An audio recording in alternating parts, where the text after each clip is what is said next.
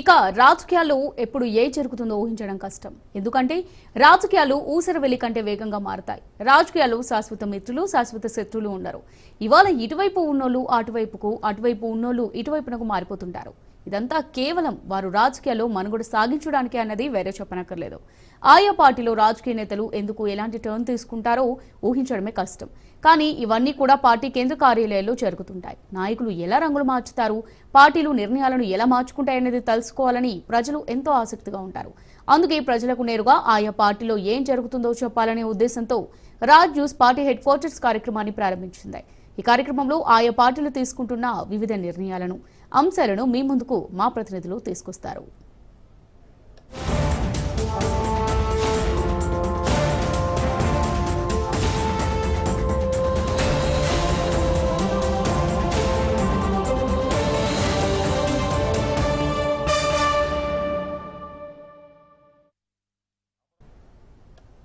గులాబీ దళంలో పెద్దల రేసు నడుస్తుంది. తెలంగాణ భవన్ కు ఆశావాహులు క్యూ కట్టారు. ఎమ్మెల్యే కోట ఎమ్మెల్సీ అభ్యర్థిపై అధినేత కేసీఆర్ ఫోకస్ చేశారు. కాబోయే ఎమ్మెల్సీ అంటూ అనూహ్యంగా ఆర్ఎస్ ప్రవీణ్ కుమార్ పేరు తెరపైకొచ్చింది. ఆయన ఎస్సీ సామాజిక వర్గానికి చెందిన నేత, మాజీ ఐపీఎస్ అధికారి. కొద్ది రోజులుగా బీఆర్ఎస్ లో యాక్టివ్ గా ఉంటున్నారు. రేవంత్ సర్కార్ను ఎప్పటికప్పుడు ఎండగడుతున్నారు. తనకు మళ్లీ అవకాశం ఇవ్వాలంటోంది సత్యవతి రాథోడ్. ఆమె ఎస్టీ సామాజిక వర్గానికి చెందిన నాయకురాలు. అలాగే మహిళా నేతగా క్రియాశీలకంగా ఉంటున్నారు. ఇప్పటికే ఆమె పేరు ఖరారైనట్టు వార్తలొచ్చాయి. ఇక తనను పరిగణలోకి తీసుకోవాలంటున్నారు దాసోజు శ్రవణ్.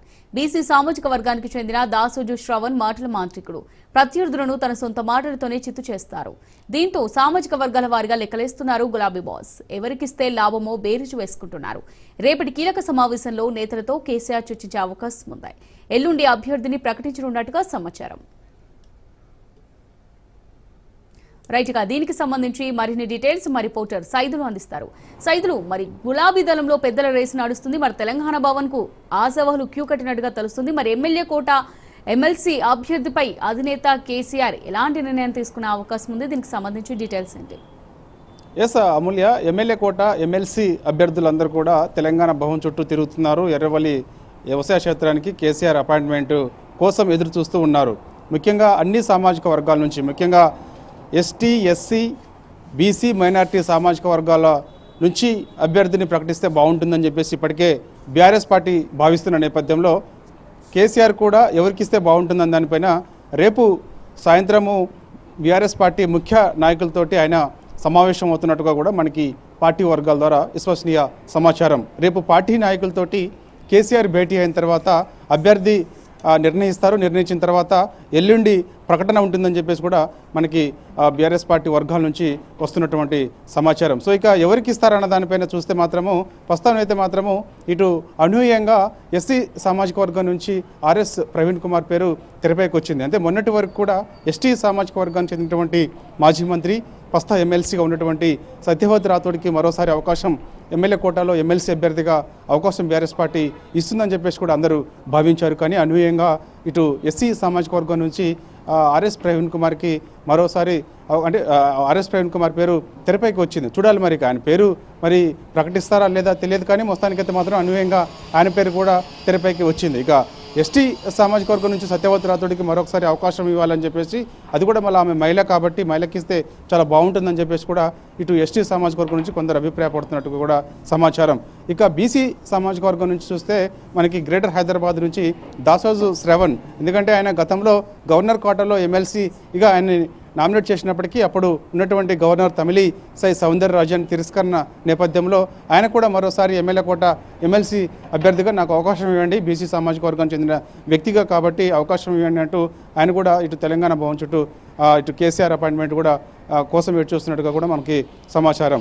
ఇక ముస్లిం సామాజిక వర్గాన్ని చూస్తే మాత్రం మరోసారి మహమ్మద్ అలీకి కూడా పేరు తెరపైకి వస్తుంది. ఆయనకు కూడా అవకాశం ఇవ్వాలని చెప్పేసి కూడా మైనార్టీలు కోరుతున్నారు. సో ఓవరాల్గా చూస్తే మాత్రం అన్ని సామాజిక వర్గాల వారీగా చూసుకుంటే మాత్రం ఖచ్చితంగా మరి ఈసారి ఎస్సీ, ఎస్టీ, బీసీ, మైనార్టీ ఇలా అన్ని సామాజిక వర్గాల వారిగా ఎవరో ఒకరి పేరు, ఎందుకంటే సంఖ్యాబలాన్ని బట్టి బీఆర్ఎస్ పార్టీకి ఒకే ఒక ఎమ్మెల్యే కోటాలో ఎమ్మెల్సీ దక్కే అవకాశం కాబట్టి సో ఇక ఎవరి పేరు ప్రకటన చేస్తే బాగుంటుంది అన్న దానిపైన కూడా ఇప్పటికే కసరత్తు మొదలుపెట్టారు. కేటీఆర్ కూడా ఎర్రవల్లి వ్యవసాయ క్షేత్రంలోనే కేసీఆర్ దగ్గర 2 రోజుల నుంచి కూడా ఆయన ఇదే అంశంపైన చర్చిస్తున్నట్టుగా కూడా మనకి సమాచారం. రేపు సాయంత్రం కొంతమంది ముఖ్య నాయకులతోటి ఇదే అంశంపైన చర్చించిన తర్వాత అభ్యర్థి ప్రకటన ఉండబోతుందని చెప్పేసి కూడా చెప్తున్నారు. సో ఇక ఏదేమైనా సరే మరి ఇక అనూహ్యంగా ఎస్సీ సామాజిక వర్గం నుంచి ఆర్ఎస్ ప్రవీణ్ కుమార్ పేరు తెరపైకి వచ్చింది కాబట్టి మరి ఆయనే ప్రకటన చేస్తారా లేదంటే మరోసారి రెన్యువల్ రూపంలో ఇటు ఎస్సీ సామాజిక వర్గం నుంచి సత్యవతి రాథోడ్కి అవకాశం ఇస్తారా అనేది కూడా మనకైతే తెలియాల్సింది. ఎందుకంటే ఆమెని గతంలోనే విప్పుగా ప్రకటించారు కాబట్టి విప్పుగా ప్రకటించి అది 3 నెలల ముచ్చటగానే మిగిలిపోకుండా ఉండేందుకు మరొకసారి మరి ఆమెకే అవకాశం ఇస్తారా అనే దానిపైన కూడా మనకి కొంత క్లారిటీ రావాల్సి ఉంది. సో ఏదేమైనా సరే మొత్తం రేపు ఓవరాల్గా ఈ యొక్క ఎమ్మెల్యే కోట ఎమ్మెల్సీ అభ్యర్థి పైన రేపు కేసీఆర్ అధ్యక్షతన చాలా కీలకమైన సమావేశం అయితే జరగబోతుంది. జరిగిన తర్వాత అభ్యర్థి ప్రకటన ఉండే అవకాశం అవుతుంది. ఇప్పటికే బీఆర్ఎస్ పార్టీ చెందినటువంటి ఎమ్మెల్యే అందరూ కూడా ఈ యొక్క సమావేశానికి హాజరు కావాలని ఇప్పటికే వారందరికీ కూడా మెసేజ్ వెళ్ళినట్టుగా కూడా మనకైతే సమాచారం. ఎందుకంటే మొత్తం బీఆర్ఎస్ పార్టీ చెందినటువంటి ఎమ్మెల్యేలు 25 మంది ఉన్నారు కాబట్టి ఎమ్మెల్యే సంఖ్యాబలాన్ని చూస్తే మాత్రం 24 మంది కంపల్సరీ కావాలి కాబట్టి సో ఒక ఎమ్మెల్సీ దక్కే అవకాశం అయితే బీఆర్ఎస్ పార్టీకి ఉన్న నేపథ్యంలో అభ్యర్థి ప్రకటన మాత్రం కొంత ఆసక్తి నెలకొందని చెప్పవచ్చు. ఎందుకంటే ఆశాహువులు ఎక్కువేరు కాబట్టి సో ఇక కేసీఆర్ నిర్ణయం కూడా ఏ విధంగా ఉండబోతుంది అనేది కూడా సర్వత్రా అయితే ఆసక్తి నెలకొంది. అమూల్య రైట్ సైదులు ఇప్పుడు ఒకే ఒక్క స్థానానికి సంబంధించి అన్ని అంశాలను పరిగణలోకి తీసుకుంటే ఎవరి పేరును ఖరారు చేస్తే బీఆర్ఎస్ కు కలిసి వచ్చే అవకాశం ఉందనుకోవచ్చు అంటారు. అంటే ప్రస్తుతం అయితే మాత్రము చూస్తే వాస్తవంగా ఇటు మనకి అనూహ్యంగా ఇటు ఎస్సీ సామాజిక వర్గం నుంచి ఆర్ఎస్ ప్రవీణ్ కుమార్ పేరు తెరపైకి వచ్చింది. అంటే ఇటు ఎస్సీ వర్గీకరణ అనేది ప్రభుత్వం తీసుకొచ్చింది కాబట్టి ఏబిసిడి వర్గీకరణ మేము ఖచ్చితంగా ఇప్పుడు అసెంబ్లీ నిర్వహించి ఖచ్చితంగా దానికి కూడా చట్టబద్ధత కల్పిస్తామని చెప్పేసి చెప్తున్నారు. కాబట్టి ఈ యొక్క ఏబిసిడి వర్గీకరణ తెరపైకి వస్తుంది. అదేవిధంగా ఇటు ప్రభుత్వం వల్ల కులగరణ పేరుతోటి ఇటు బీసీలకు సంబంధించి అత్యధికంగా రాష్ట్రంలో బీసీలు ఉన్నారు కాబట్టి ఈ యొక్క అంశంపై తెరపైకి వచ్చింది కాబట్టి సో ఈ విధంగా చూసుకుంటే మాత్రము ఇటు జనాభా ప్రాతిపదికన చూస్తే మాత్రము బీఆర్ఎస్ పార్టీ కూడా అందుకు బీసీలకి లేదంటే ఎస్సీలకి ఈ విధంగా ఇవ్వాలని కూడా భావిస్తున్న నేపథ్యంలో చూడాలి. మరి ఇక బీసీ సామాజిక వర్గం నుంచి అయితే మరి దాసోశ్రావణ్ కానీ అదేవిధంగా ఇటు ఆలేరు మాజీ ఎమ్మెల్యే బూడిద భిక్షమయ్య గౌడ్ కానీ మాజీ మంత్రిగా ఉన్నటువంటి జోగు రామన్న పేర్లు కూడా వాస్తవంగా మొన్నటి వరకు కూడా తెరపైకి వచ్చాయి. కానీ అనూహ్యంగా మరి మరోసారి ఇప్పుడు ఎస్సీ సామాజిక వర్గం నుంచి ఆయన మాజీ ఐపీఎస్ రిటైర్డ్ కాబట్టి ఆర్ఎస్ ప్రవీణ్ కుమార్కి ఇస్తే బాగుంటుందని చెప్పేసి కూడా అభిప్రాయపడుతున్నారు. ఎందుకంటే చాలా రిజర్వ్డ్ స్థానాల్లో మన జరిగినటువంటి శాసనసభ ఎన్నికల్లో బీఆర్ఎస్ పార్టీ రిజర్వ్డ్ స్థానంలోనే ఓటమి పాలైంది. ఎక్కువగా మన రాష్ట్రంలో చూసుకున్నట్టయితే మొత్తం రిజర్వ్డ్ స్థానాల్లోనే ఓటమి పాలైంది కాబట్టి సో మరోసారి ఎస్సీలకు దగ్గరేందుకు కూడా ఈ విధంగా మనకి బాగుంటుంది. ఎందుకంటే మండలిలో కూడా వాయిస్ వినిపించేందుకు ఆర్ఎస్ ప్రవీణ్ కుమార్ అయితే చాలా బాగుంటుందని చెప్పేసి కూడా భావిస్తున్నట్టుగా కూడా సమాచారం. ఇటు ఎస్టీ సామాజిక వర్గాన్ని కూడా పరిణలోకి తీసుకునే అవకాశం కూడా కనిపిస్తుంది. ఎందుకంటే ఎస్టీలకు కూడా దగ్గరేందుకు ఎస్టీ నియోజకవర్గాల్లో కూడా బీఆర్ఎస్ పార్టీ ఓటమి పాలైంది కాబట్టి సో మరోసారి ఎస్టీలకి ఎస్సీలకి బీఆర్ఎస్ పార్టీ దగ్గరేందుకు మాత్రం ఎవరికొకరికి ఈసారి ఎమ్మెల్యే కోట ఎమ్మెల్సీ అభ్యర్థిస్తే మాత్రం ఖచ్చితంగా వర్గాల వరకు దగ్గర అవుతాము. రానున్న రోజులలో అది మనకి చాలా ఉపయోగపడుతుంది అని చెప్పేసి కూడా బీఆర్ఎస్ పార్టీ భావిస్తుంది. కాబట్టి రేపు చాలా కీలకమైన సమావేశం కేసీఆర్ అధ్యక్షతన ఉన్నది కాబట్టి ఆ సమావేశంలో నాయకులతో మాట్లాడి ఎవరో ఒకరి పేరు అయితే మాత్రం ఫైనల్ చేసే అవకాశం అయితే కనిపిస్తుంది. కానీ ఖచ్చితంగా చూస్తే మాత్రం బీసీ లేదా ఎస్సీ వారికి మాత్రం ఎవరికొకరికి మాత్రం అవకాశం అయితే వస్తుంది. సో బీసీ నుంచి చూసుకుంటే మాత్రం 3 పేర్లు తెరపైకి వచ్చాయి. దాసోశ్రావణ్, ఆలేరు నుంచి బూడిద భిక్షమయ్య గౌడ్, అదేవిధంగా మాజీ మంత్రి జోగు రామన్న పేరు తెరపైకి వచ్చాయి. ఇక ఎస్సీ నుంచి చూస్తే మాత్రము ఆయన ఉమ్మడి మహబూబ్నగర్ జిల్లా నుంచి ఉన్నటువంటి మొన్ననే ఈ మధ్య బీఎస్పీ పార్టీ రాష్ట్ర అధ్యక్షుడిగా పనిచేశాడు.